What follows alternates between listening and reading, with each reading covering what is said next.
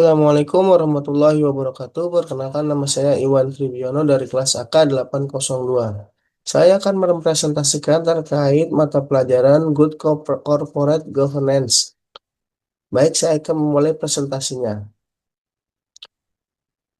Good Corporate Good Corporate Governance, peran Dewan Komisaris dan Dewan Direksi, membangun tata kelola perusahaan yang transparan, akuntabel, dan berkelanjutan.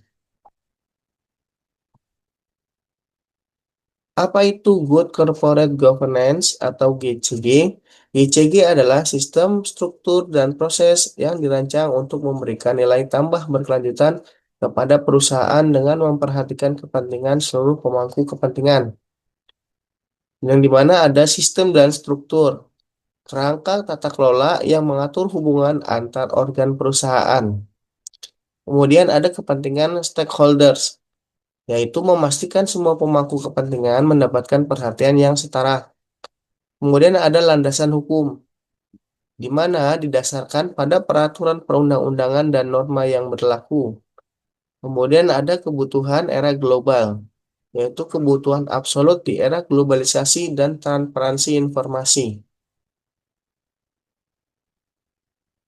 5 prinsip utama GCG. Yang pertama ada transparansi, yaitu keterbukaan dalam mengemukakan informasi material dan relevan serta keterbukaan dalam proses pengambilan keputusan. Yang kedua ada akuntabilitas, yaitu kejelasan fungsi pelaksanaan dan pertanggungjawaban organ sehingga pengelolaan perusahaan berjalan efektif. Yang ketiga ada responsibilitas, yaitu kesesuaian di dalam pengelolaan perusahaan terhadap peraturan perundang-undangan dan prinsip korporasi yang sehat.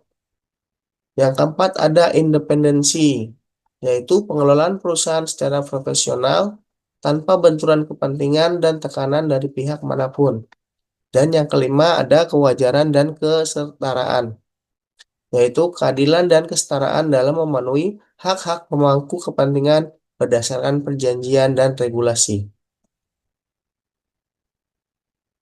Peran Dewan Direksi, yaitu adalah motor penggerak utama dalam operasional perusahaan yang bertanggung jawab penuh atas pengurusan dan strategi bisnis, di mana dia adalah untuk rencana bisnis, yaitu menyusun strategis dan rencana jangka panjang perusahaan. Kemudian manajemen risiko, mengidentifikasi, mitigasi, dan pengelolaan risiko korporasi. Kemudian ada budaya etis dan integritas, di mana menjadi teladan tone at the top dalam menjunjung kepatuhan hukum. Peran Dewan Komisaris adalah benteng pengawasan independen terhadap direksi, yaitu melakukan pengawasan umum dan memberikan nasihat strategis. Minimal 30% komisaris independen wajib ada pada perusahaan terbuka untuk menjamin objektivitas pengawasan.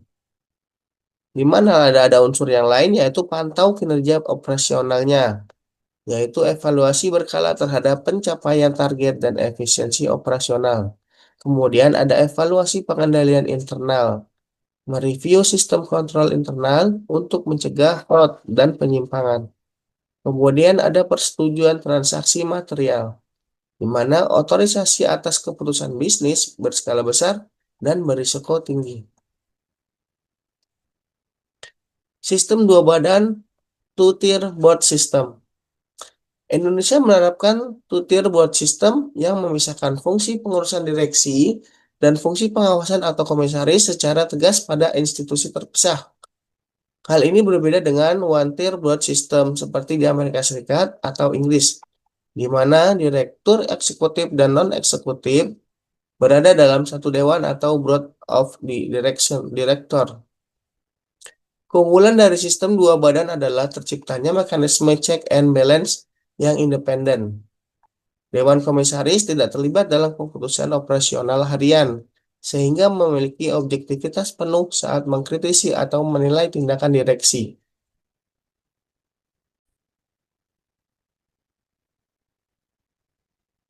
Tantangan dalam menjaga integritas GCG. Yang pertama ada konflik keagenan. di mana dorongan direksi memaksimalkan bonus jangka pendek dengan merekayasa kinerja keuangan.